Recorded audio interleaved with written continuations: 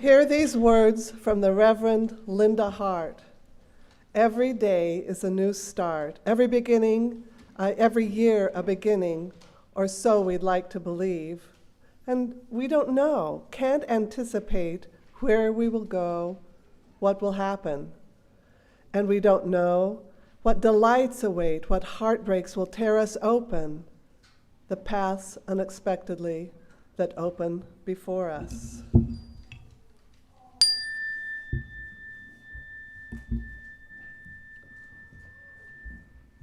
Even knowing that, we lean our lives in particular ways, focus on particular moments, incline our attention to what is in our hearts and lives and hands to offer.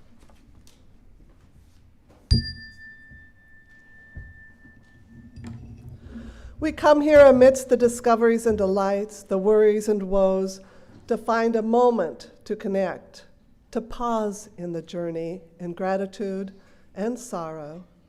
It is good to be together.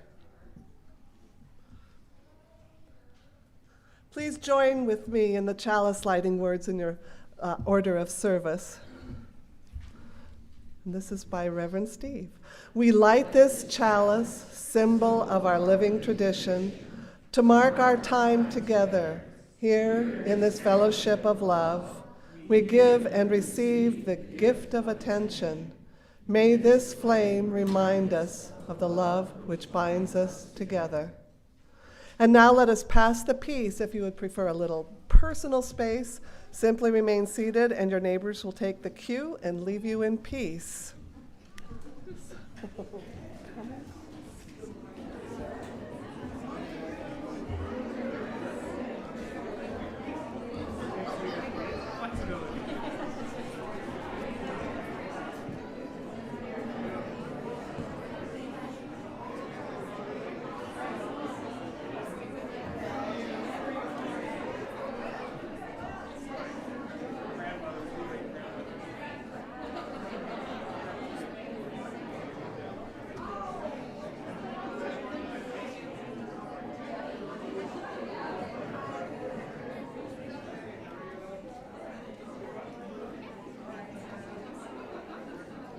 If you will, please remain standing for our opening hymn. Number 159, This Is My Song.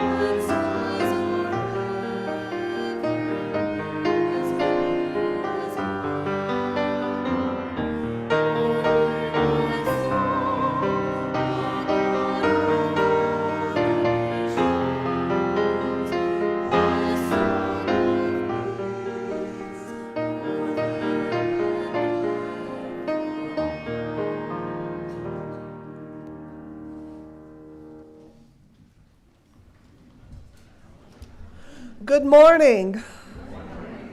I'm Diane Ford, she, her, your celebrant this morning. We welcome all people who welcome all people. We welcome all genders, ethnicities, bodies, and stories. Whatever you are carrying with you, whatever you long to set down or pick up today, may you find here the love, support, and encouragement you seek. As you may have noticed, a construction trailer is parked in the west entrance drop-off lane, blocking the circle drive-through for the duration of our renovations. As a result, we are temporarily making the south parking lot the place for all drop-off and pickup, and reserving those parking spots for people with accessibility issues. Construction is exciting but stressful. May we be gracious and patient through all the temporary adjustments we make. Our building and property is transforming into something truly beautiful and sustainable.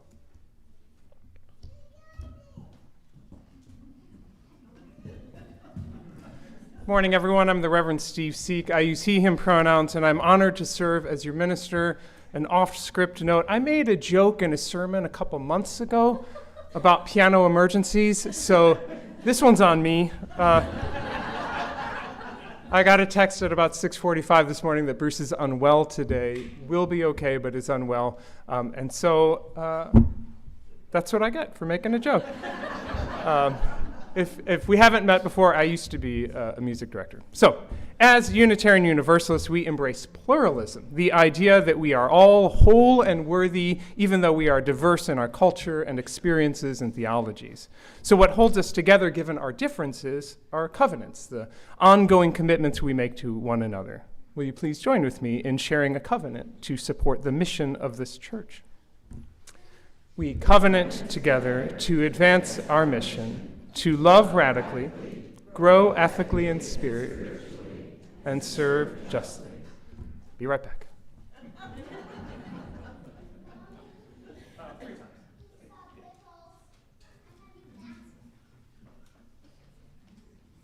We will sing meditation on breathing 3 times through.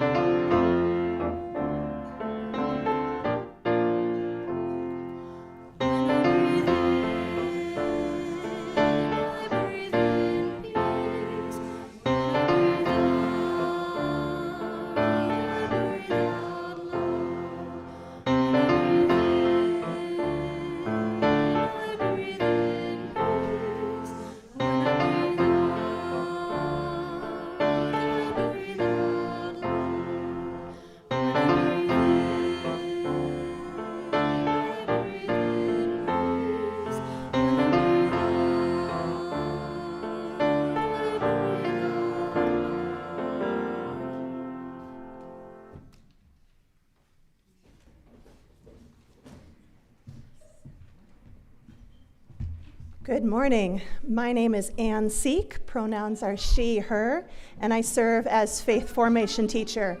Sit down. Sorry, I have a fan. A fan who needs to remain quiet to listen to directions. Our Soul Matters theme for March is paying attention. Last week during the service, the children in our faith formation classes talked about ways that we know that someone is paying attention to us and how we should pay attention to them. We then split up roughly by age and created these posters. Hey, there we go. To illustrate our ideas. The kids came up with some wonderful ideas. Those included making sure we're looking at the other person, listening closely, taking turns, sharing ideas, noticing each other's feelings, remaining calm and focused with our bodies, asking follow-up questions when someone is talking, and responding with words and gestures to what's being said. While we were talking, we noticed that different people like different kinds of attention. Some people love to be looked at. Other people feel uncomfortable when looked at, but like when people ask them questions. We're curious how each of you like for others to pay attention to you. Hopefully, each of you has a slip of paper and something to write with. If not, please raise your hand, and ushers can bring you some paper. Please take a moment to write a word or phrase or draw a picture to show how you would like for us to pay attention to you here at church. When you're done, please fold your papers in half and pass them to the middle aisle. And here is where I could use the help of the youth and children who are here today.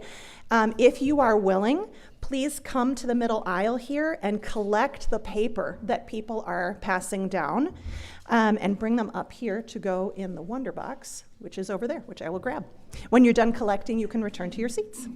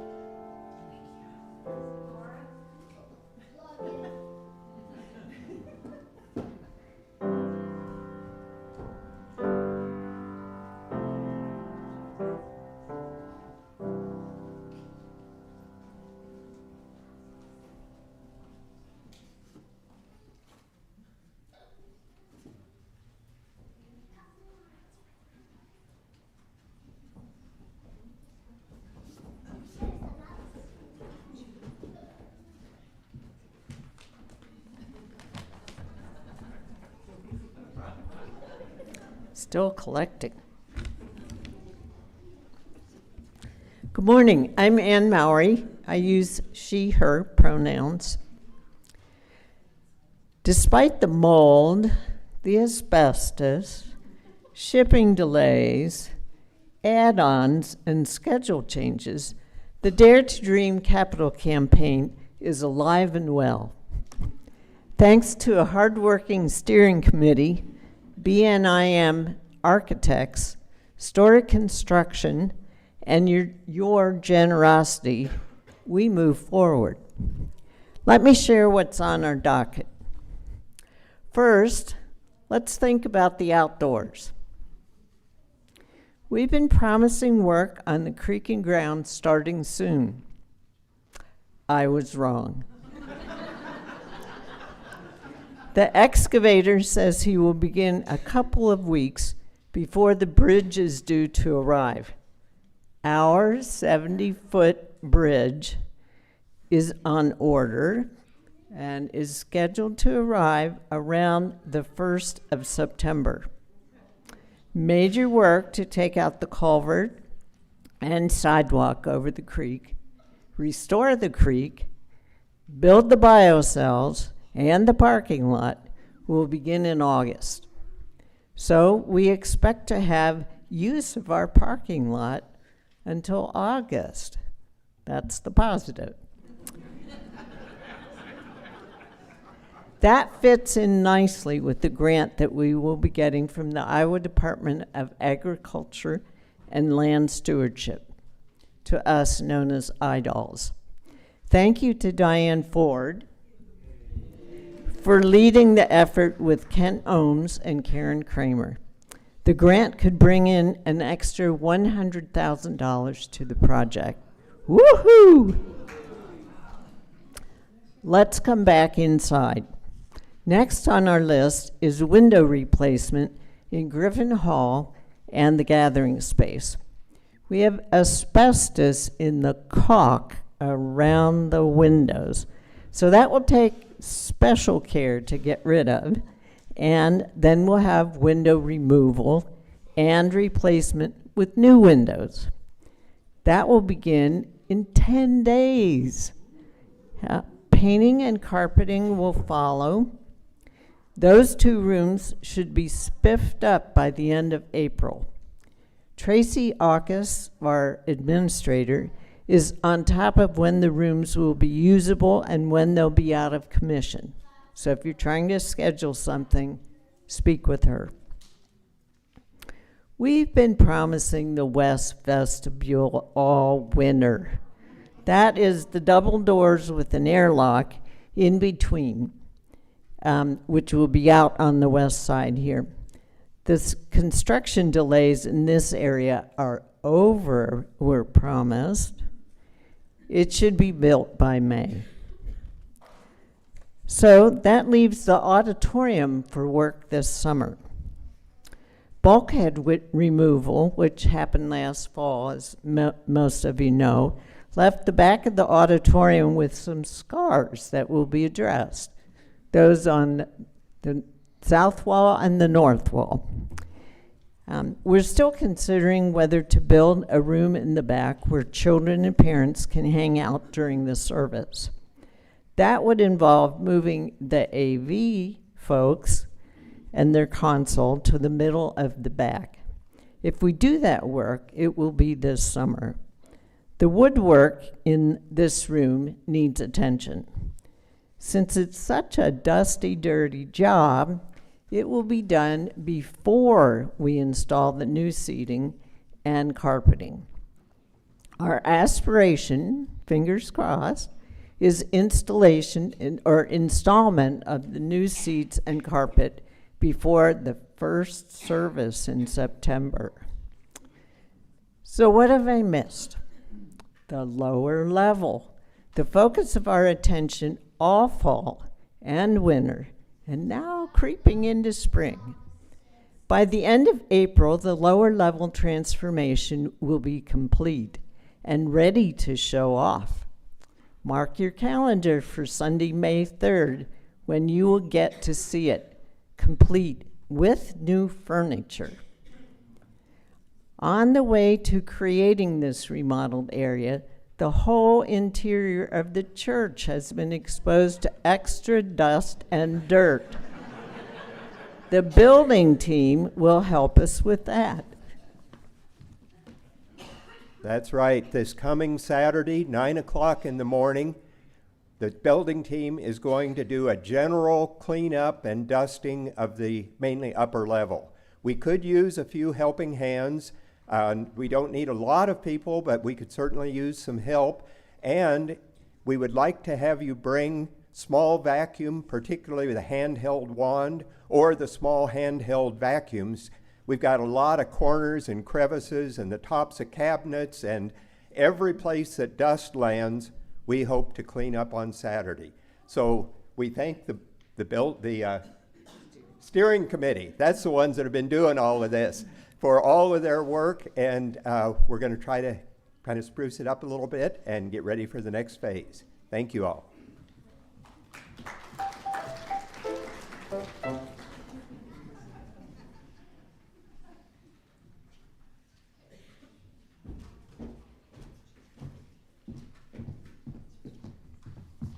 Good morning. I've had to change my announcement a little bit since Bruce isn't here to play the tune Food, Glorious Food. Can you put that in your mind?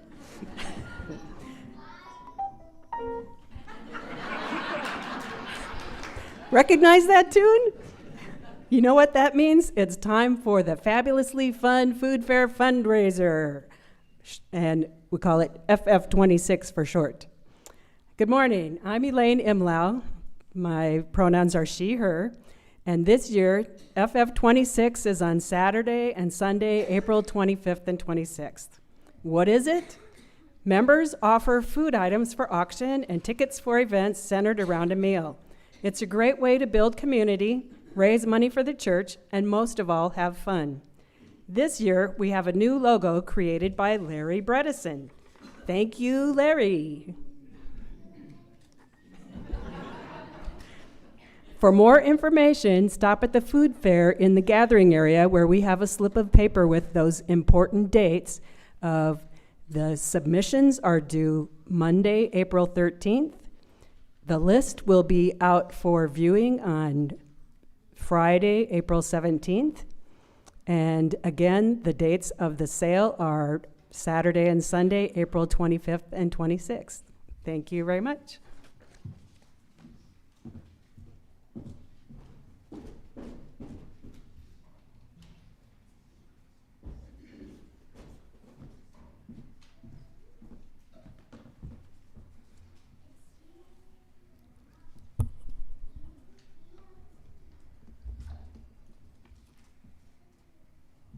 Good morning. My name is Jim Cardy, he, him, a pastoral care associate for our congregation. If you are going through a big shift in life, whether it brings happiness, grief, or a mix of both, the pastoral care team is here to walk alongside you. Sometimes what we need most is a listening ear. There are many ways for you to reach us. By emailing pastoralcareteam@ucdsm.org, and here's a note for me, it's .org, not .com. Calling or texting our phone number listed on the screen, through the Caring Community page on our church's website, by filling out a card and dropping it in the Cares and Concerns box by the Oregon Council outside the auditorium, or by speaking with me or any member of our team. We have no new joys or sorrows this week, but we do have some updates and continued care to offer. We continue to hold Dwight Keller in our hearts. He remains hospitalized at Methodist Hospital downtown and is now recovering from lung surgery on Thursday to address an infection in his lungs. His loved ones have expressed their gratitude for the continued support and warm messages from this church community. And we have a hot off the press update from the last week. As you remember, Linda and Russ Lavelle shared last Sunday that their daughter Amy and her partner Michael were stranded in Doha, Qatar. Linda said they had several flights canceled, but we just got the news this morning that they are in the air and en route to their home in London. Linda says they will rejoice big time once we hear they have finally set foot on UK soil. We're estimating sometime around noon today, Central Time. We wish them safe travels. Finally, a gentle reminder, the Grief Support Circle meets on the second Sunday of each month at 3 p.m. in the minister's office. The next gathering is Sunday, April 12th, and all are welcome. We know there is more happening in your lives than we can name here, more people who might be on your heart. Let's take a moment to speak those names aloud or type them into the chat. As we do, may the care and compassion of this community hold us all.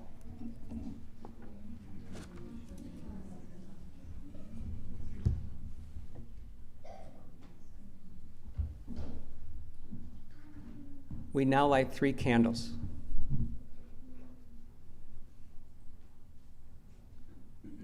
One for the joys and sorrows shared aloud, one for those shared in writing, and one for those held silently among us. For all of these, we now observe a minute of silence.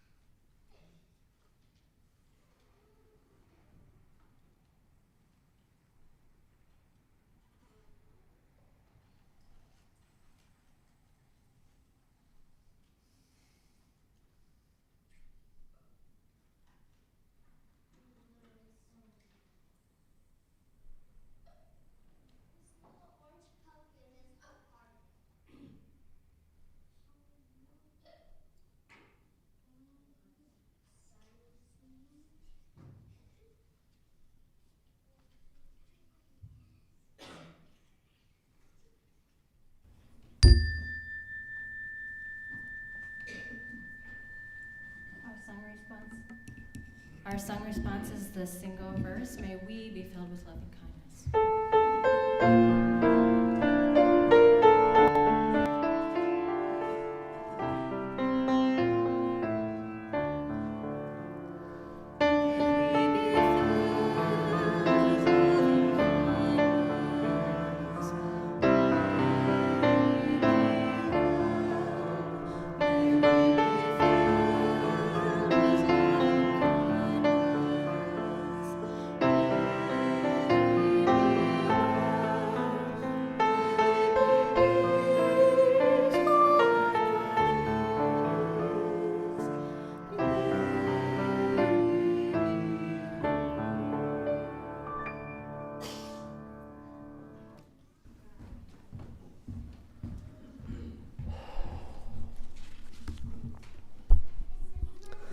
I was supposed to pick a gratitude card from our gratitude board, but it is inoperable right now because there's a bunch of stuff in front of it. But I want to say I am very grateful for all of you coming out this fun wintry day with all the weather that was forecast, and not so bad right now, but thank you for being here. We now take up our morning offering as a practice of our generosity, for in giving we receive.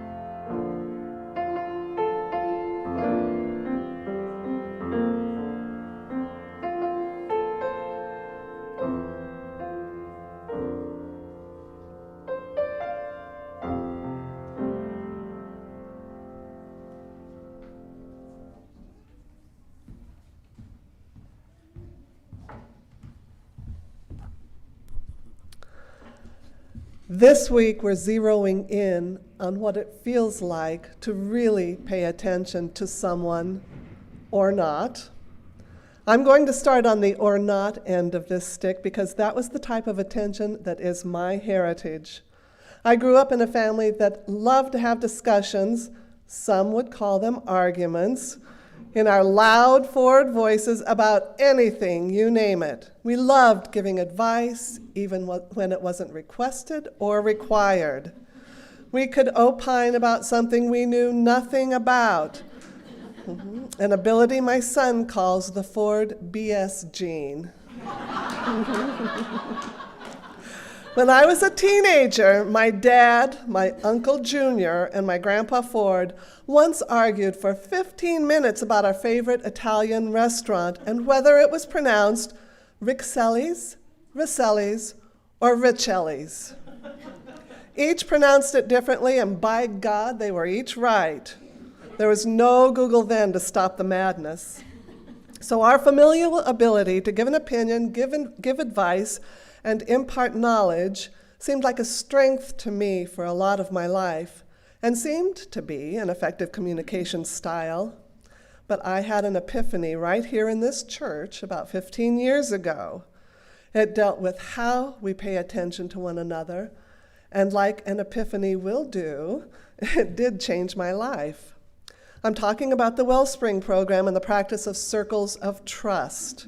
For those of you who weren't here or weren't involved, Wellspring is a 10-month spiritual deepening program for small groups that explores UU theology and connects participants through deep listening and reflection. And it was this practice of connection with one another through deep listening, with reflection, really paying attention, that opened my eyes. I was in the midst of dealing with my elderly mom and dad, with my mom's illness that damaged her brain and left her unable to walk or take care of herself, and my dad, who had been her 24/7 caretaker for 10 years by that time. I would visit and usually end up telling Dad something like, he should get more help, or they need to live in a better housing situation that has accommodations for Mom's chair, or he shouldn't feed Mom so many sweet things, or here, let me clean your desk for you, and on and on and on. I would tell Mom that no, she wasn't 35, she was 74. And yes, she was married, had been for over 50 years, so it was okay that we were her daughters. And when she asked about her mom and dad and where they were, I sadly told her, well, that Grandpa Lloyd and Grandma Dot had died years ago. So when we started practicing deep listening and reflection as a way of communicating in Wellspring, as a way of paying attention to one another, it was an epiphany for me. One person would talk and others were asked to allow brief, reflective silences to fall between speakers rather than rush to respond. Now, I know there are quite a few people here, and I'm not going to look at you, who did not like that reflective silence. And as Westerners, we are often uncomfortable with silence. But for some reason, I loved it. We were urged to not think about our own reaction when others were speaking, as I certainly did as a matter of course, but to really pay attention to what was being said and think about it before we speak. And there were guidelines for responses after that silent reflection. No fixing, no saving, no advising, no setting each other straight. Instead, open-ended comments and general questions were appropriate. So I tried to talk to my dad this way. He would tell me he was tired, and I would not try to fix it, save, or advise him, i.e. tell him what he should be doing. I would listen and simply say, oh, I know how hard this is. He would say he was the only one who could take care of Mom, and instead of arguing about getting more help for him, I would thank him. I stopped trying to force Mom back to reality. I went along with her wherever and whenever she was in time, and I didn't try to correct her, to set her straight. She could still remember all the words to all the old songs, even though she often couldn't remember her own grandchildren, and we could sing. Really paying attention to each other is important, and the way we pay attention is equally important. Thanks to this church, the attempt to switch my behavior to change the way I paid attention made the remaining years of my relationship with my parents so much better, so much more loving for all of us. What a gift.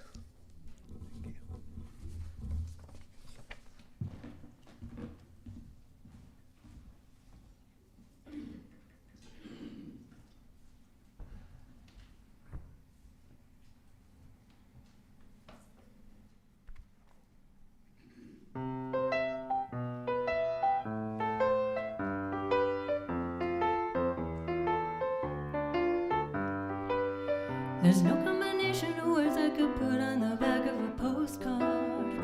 No song that I could sing, but I can try for your heart. Our dreams, and they are made out of real things, like a shoebox of photographs with sepia-toned loving. Love is the answer, at least, for most of the questions in my heart. Like, why are we here, and where do we go, and how come it's so hard? It's not always easy, and sometimes life can be deceiving. I tell you one thing, it's always better when we're together. It's always better when we're together. Yeah, we'll look at the stars when we're together. Well, it's always better when we're together. Yeah, it's always better when we're together.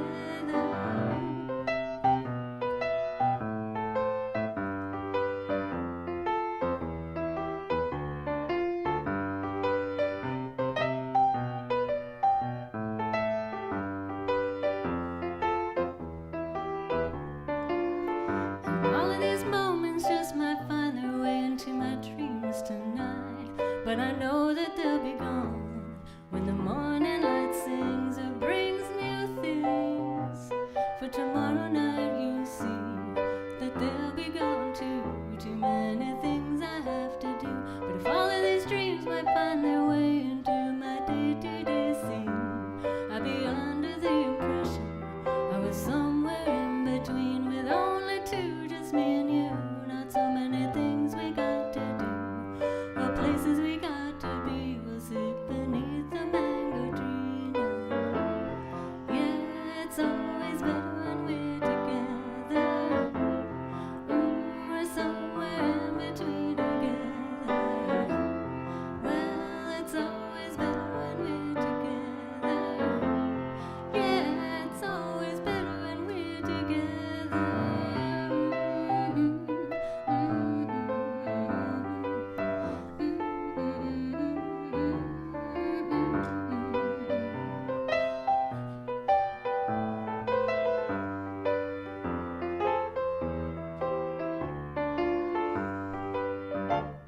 And I believe in memories, they look so pretty when I sleep in your bed.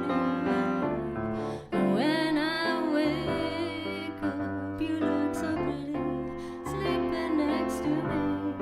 But there is not enough time, and there is no song I could sing, and there is no combination of words I could say, but I will still tell you one thing, we're better together.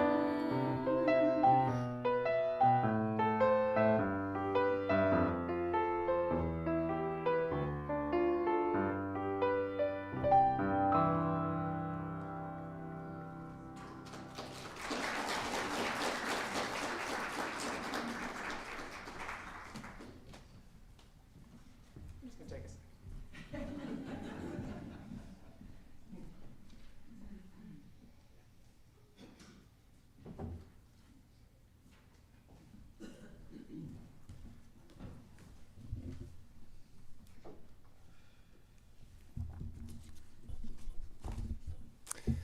Sometimes it takes a long journey to find the silver lining around a dark cloud in your life. Not that every terrible experience needs to have its gift, right? Sometimes things are just bad. But occasionally there is a pearl of wisdom that offers itself to you only after you've given up fighting your situation. For example, take losing your voice. Can you remember the last time you properly lost your voice? Full-on laryngitis. For a litany of fascinating reasons, that happened to me a lot earlier in my life, and I offer here my experience of how that unfolds that first week. I'm curious if it tracks with your experience. Day one is, something's different about my voice today. It's a little scratchy and hoarse, but I can fix this. I will clear my throat. I will have tea with honey. I will have a cough drop, whatever the thing that you do to fix it. Day two arrives, and now your voice hurts. It's hard for people to understand you when you speak. Your voice cuts out mid-sentence, and your voice gets airier as the day goes on. Which brings us to day 3. This is the day that you cannot make any sound. So you try to whisper as loud as you can, which I want to point out is terrible for a swollen vocal folds, which you realize on day 4, because now you can't make any sound and your throat is hurting like crazy. So now you come up with new strategies. You're going to write things on notepads. And this is when you realize that you write much slower than you talk. So as you are writing things, people are trying to get to your point and they are interrupting your thought to say, oh, you're probably asking about the car. And you are, that just slows the whole thing down. You try by the end of the day to write on the notepad, ask me yes/no questions, because you can always do this. Day 5, you realize that you went through an entire pad of paper and that doesn't stand with your ecological commitments. So in my case, I happen to have a kid who had a Magnadoodle at home. So you could write your little note, erase it, and then keep going. If you don't have that, you can try typing on your thumbs, but you'll find that they're slower than your hands writing. So this goes on until one day you set all of those tools down and you stop trying to get your thoughts into every conversation. And here is the moment that laryngitis becomes a spiritual journey. What is your life like when you are used to speaking and cannot speak? When you have the same pace and quality of thoughts up in your head, but now you have no other techniques to get them out. They remain unshareable with the world. What does it mean to be fully present to the world but have no voice of your own to share in it? I understood at that moment why monastic communities take vows of silence. Prolonged laryngitis was arguably one of the most spiritually profound experiences I've had in my life. I do not wish it for you, but by the end of week 1, I gave up trying to get my 2 cents into every conversation. By week 2 and 3, I interacted with people differently. By weeks 4 and 5, I thought differently with other people. This month, we are exploring the practice of paying attention. On March 1st, we considered the power of attending to a few worthy things well and faithfully, as the Reverend Victoria Safford so eloquently puts it. We thought about the urgent but not important quadrant from the 7 Habits of Highly Effective People. The urgent but not important quadrant being other people's crises that they so desperately need you to solve, even if it doesn't align with your purpose and values. And we compared that with the quadrant of things that are very important to you but not urgent. Living out your values even if it's not on fire. And then last week we explored the challenge of honoring those few faithful things in a world of 24/7 news cycles and phones that beep at us all the time. Did you notice over the week how vocal your phone is? About how important it is to set healthy boundaries around these technologies so that we can use them as tools to support our values, not undermine them. And so today we explore the practice of how paying full attention can strengthen our relationships and capacity to love another person. Which made me think of the pearl of wisdom that is gained from a long, long bout with laryngitis.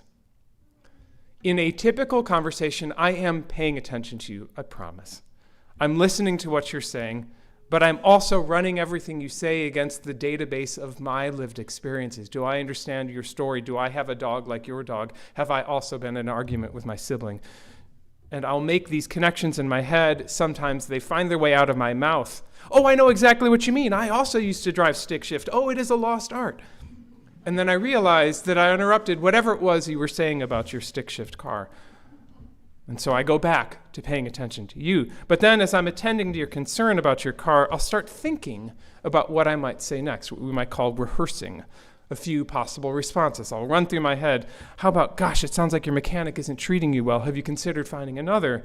Or, oh, that's so frustrating. Maybe it's time to trade in that car for something newer. That gene is not just in the Ford family. And so this dance goes. I'm listening to you and your experience, but I'm also navigating my experiences, my ideas, my suggestions, my feelings about what it is that you're saying. In a normal conversation, it feels like this. I'm trying to give you the gift of water, but I'm holding it in my hands and it keeps slipping through. It's hard to hold my attention for you in a normal conversation. In comparison, I want to share with you what happens when you've lost your voice for several weeks. You turn off the part of your brain that prepares your end of the conversation. There's no point. It's not going to come out. You are no longer scanning your memories for your related experience to interject. You're not editing the best way to say your thoughts. Your mind quiets, and the other person does the talking for both of you. It's not that you become stupid. It's that you stop trying to sound smart. Think of it this way. A lot of conversations are like tennis. It's your turn to serve, and I will return. And now it's my turn to serve, and you will return, right? But when you're voiceless, it's much more like your friend is practicing basketball, and you're just getting rebounds for them, passing it back to them. And they're practicing their shot, and you're getting their rebounds. Now, when I say this, I want to be clear that laryngitis did not teach me to be servile, to be some sort of an inanimate object receiving everyone's rambling speeches. It's the opposite. I found that when I was forced to turn off my thoughts during the conversation, it's amazing how much more interesting everyone in my life got. It turns out I had never fully appreciated how compelling their stories were, how brilliant their ideas were. Now, part of that is because I never let them finish the dang story. But part of it is I was not fully listening to the words they offered. I was also running my own programs. One could say that being voiceless for a long time forces you to pay attention well and faithfully to this other person in the room. Again, you are not a stuffed animal that someone monologues at, but without a voice, you do have to build a library of ways to communicate that you are present, that you are paying attention, that you are responding and engaged and feeling with this other person. Well, small movements in your eyebrows and head and torso, body positioning, breath and pace. The children were able to immediately identify some of these sort of physical postures of what it means to pay attention. Are you looking at the person? We communicate far more non-verbally than we do verbally. And you would think that someone with a doctorate in conducting would have known that. It is a doctorate in nonverbal communication. You're dancing in front of an ensemble. I was teaching students every day, if you do this with your elbow, if you do this with your wrist, you'll get a different sound. But somehow, I had never connected that to the art of being in the conversation with you. So here I got to beef up that skill a little bit, but there was something else. It was a practice in improvisational acting, which is at the heart of a conversation. Isn't that not what it means to fully pay attention to someone in the end, to flow with their new direction in the scene for a little bit, to say yes and to wherever it is they want to start? Dan, you shared such beautiful reflections here about you had been in a role in your family script. No, Dad, you need more help. No, Mom, you're misremembering. But when you have that prescribed role in the script, and these are my lines to deliver at this time, you produce the same play over and over. And it's quite frustrating. It's only, I sense, Diane, when you lost your voice a little bit, when you began to listen to what your parents were communicating, their feelings and hopes and fears, not the details of the words themselves, but the communicating. Only then did those relationships truly flower again into something beautiful and compassionate. Diane gave generously the gift of her attention.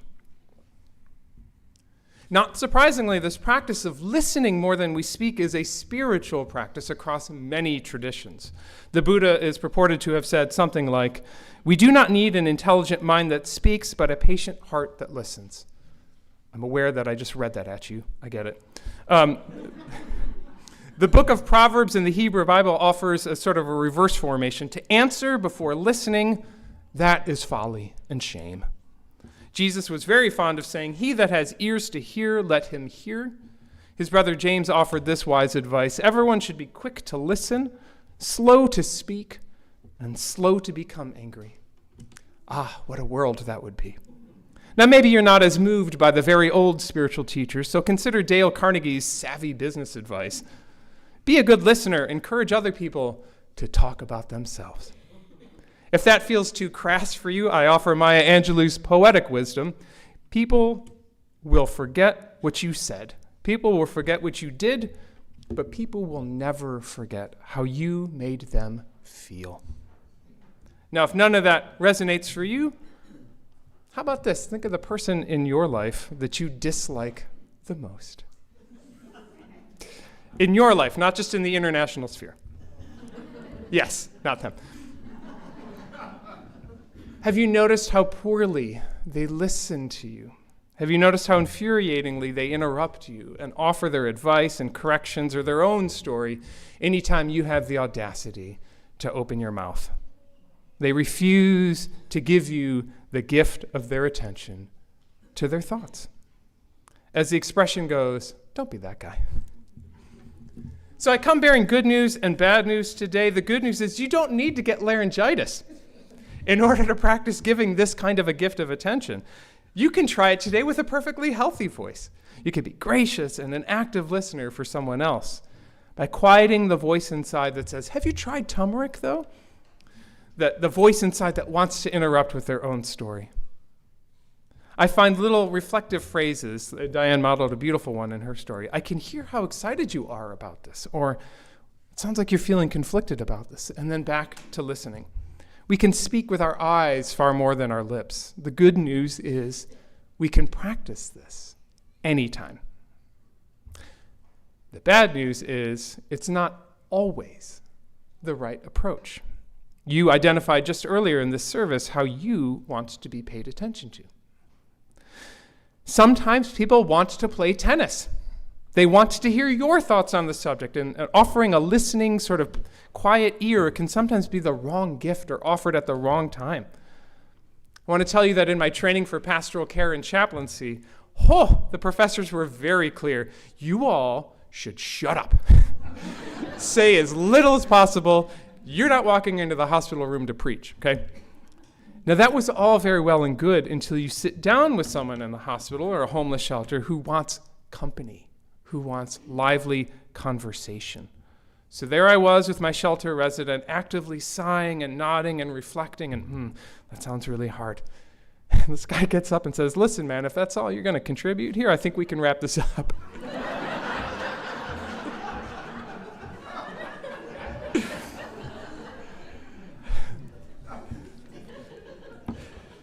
Truer words.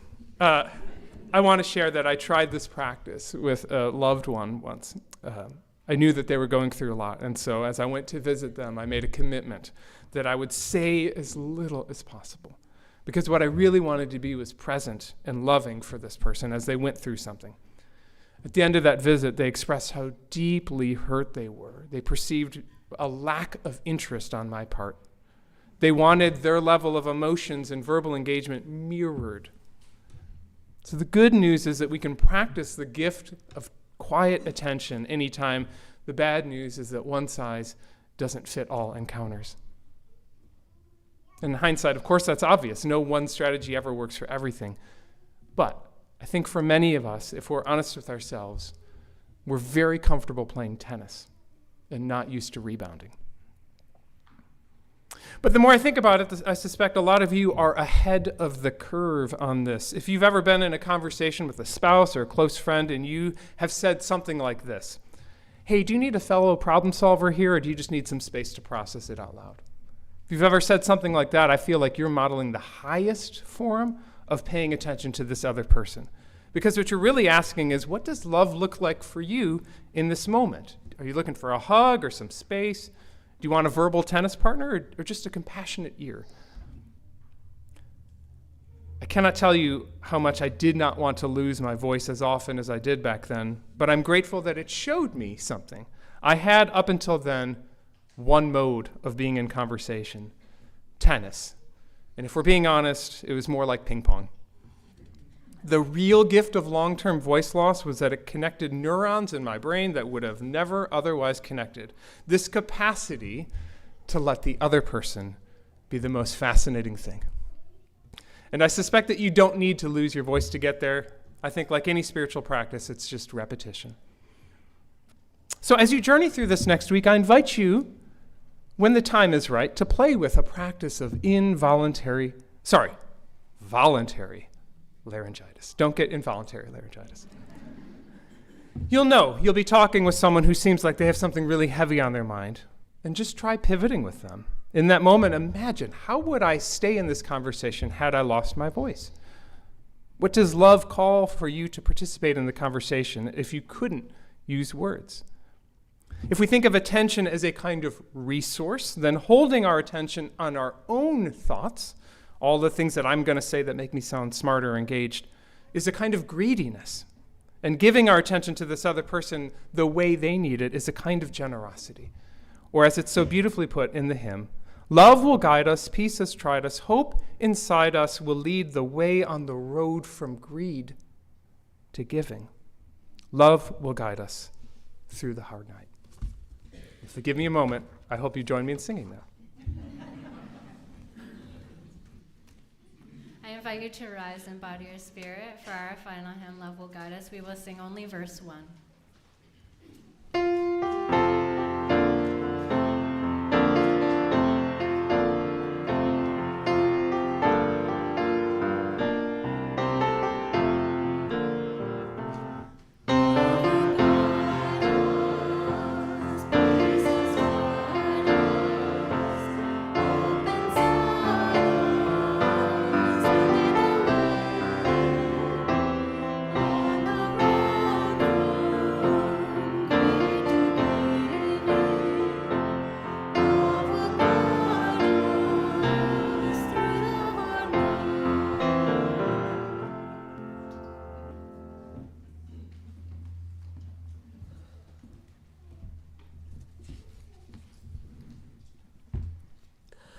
Please join me in saying the extinguishing chalice words in your order of service or on the screen. We extinguish this flame, but not our focus. We quench this candle, but not our quests. To observe this splendid world, to witness each other, these we continue all the moments of our lives.